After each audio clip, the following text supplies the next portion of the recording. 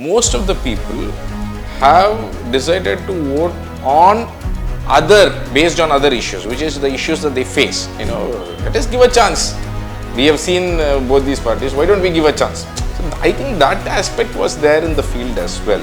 I think the cash for votes issue is not completely eliminated. I think today we had a wave where people saw beyond all this, and still 35% of the people is what they voted for the leading party. So I think it is both our duty to criticize them as well as engage with them. They have come on the plank of saying that they are going to eliminate corruption. They said DMK is a corrupt party. There is so much of corruption that is happening, and today they are expected to take action.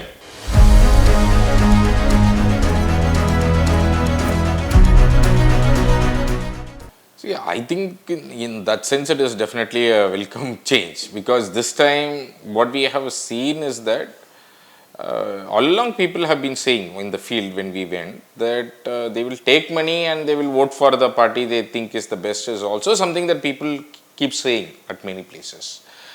And I still think whatever money that DMK had given or ADMK had given worked to some extent. For example, if you look at Kovai South, where Sendil Balaji won and so on, we know in that place there were already reports that close to 5,000 rupees per voter was given and so on.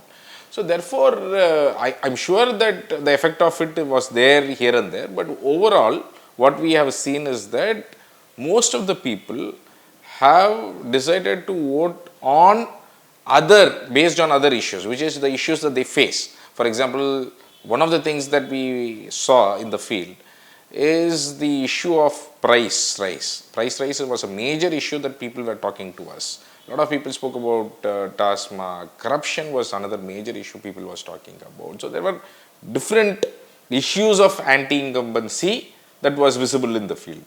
I think so. Today I saw the new party, which is the Tamil Nadu under the leadership of Vijay, as an alternative. Now they have a choice to vote for.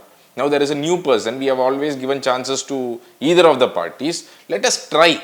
In fact, many places people told us that it is not. Do you think they will give a corruption? I just had some chats with here and there where people said that they will vote for TVK. They said, let us give a chance.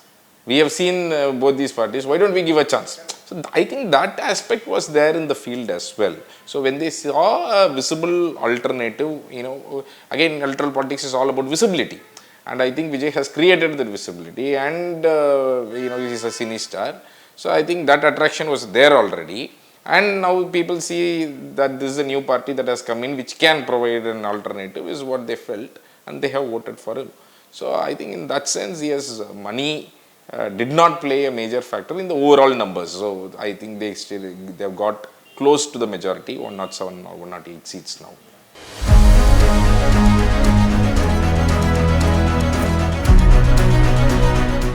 See, I still feel that the loyalty factor is a key problem. Maybe it was just 2% or 5% in this election. I mean, it's still a small number, but maybe it decided the winner in some constituencies as well. We don't know. But still, the DMK and ADMK giving this huge amount of money, they want to increase that loyalty factor. They keep doing it. So, for example, 5 years later, when there is probably an anti-incumbency for, let's say, the current party, and then the other parties also give cash, and also there is anti-incumbency, then combined together it could pitch in their favor, for example, right? So therefore, I think the cash for votes issue is not completely eliminated. I think today we had a wave where people saw beyond all this, and still 35% of the people is what they voted for the leading party. 65% of the other people voted for others. So what factor played with respect to those 65%, we exactly don't know. So it could be governance issue, I mean good governance provided, let's say, by the ruling party. It could be money factor, that money given to them. So it could be a combination of all these things as well. So therefore, that is why I am saying that we can't completely say that this factor is completely gone. But in spite of the cash for votes, I think TVK has come as a leading party today.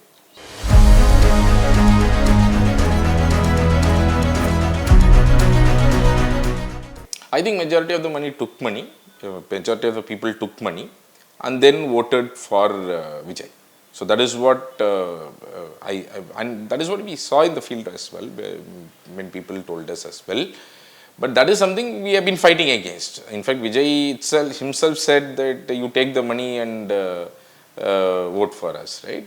So I think that is a problem. I mean, he has to see that as a problem because this it's not only illegal, it's also morally not right. If you have to build, he's saying that they want to give a corruption-free governance, Tuya Sakti and all that. So if you have to actually, if you believe in a honest government, if you believe in a honest electorate, then you should actually ensure that the electorate over time becomes honest, and you have to guide them towards that path. And today, whatever Vijay has said or Arun Raj has said with respect to taking money and voting for them is not going to take the society towards a just and equitable society.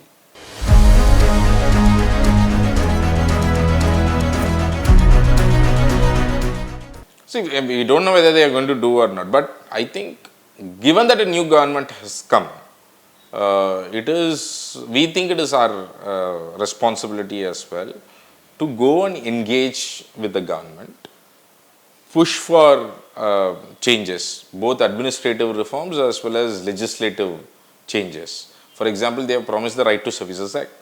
We have worked with citizens, we have got feedback from citizens, we have come up with a model bill for Right to Services Act. When the previous DMK government was formed, they announced it in the first assembly session. We had gone and given the draft to the then Chief Minister Stalin. He said he will ensure that it is passed, but nothing happened thereafter. So, for example, we pushed for e-tender changes. A part of it happened because PTR was there at that point of time. So there are certain changes, the legislative changes comes about only because citizen groups and so on goes and engages with the government, pushes for it and so on. So I think this time also we will definitely do it over the next 6 months to 1 year. We will continuously engage with the government and push for it. On the other side, any issues of maladministration or corruption rises, we will also question them. So I think it is both our duty to as well criticize them as well as engage with them.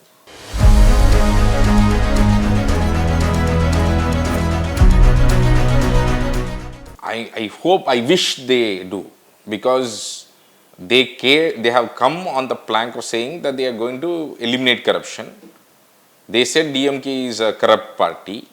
There is so much of corruption that is happening, and today they are expected to take action on the corruption complaints that we have given against the DMK government. As well as they said ADMK is corrupt. So there are so many complaints lying with the Directorate of Vigilance and Anti-Corruption against the ADMK as well as the DMK government. So if at all they meant what they said, they should definitely take action. So whether they take action or not, we are going to see. So that is the key part, because there are people like, of course, Sengotayan, who is going to be part of it. He was previously in ADMK. So of course, there are going to be lobbies from other parties trying to push not to take action and so on. Whether they are going to succumb to it or keep up their promise is something that we will have to wait and see. We can only wish and hope that they don't succumb to those pressures.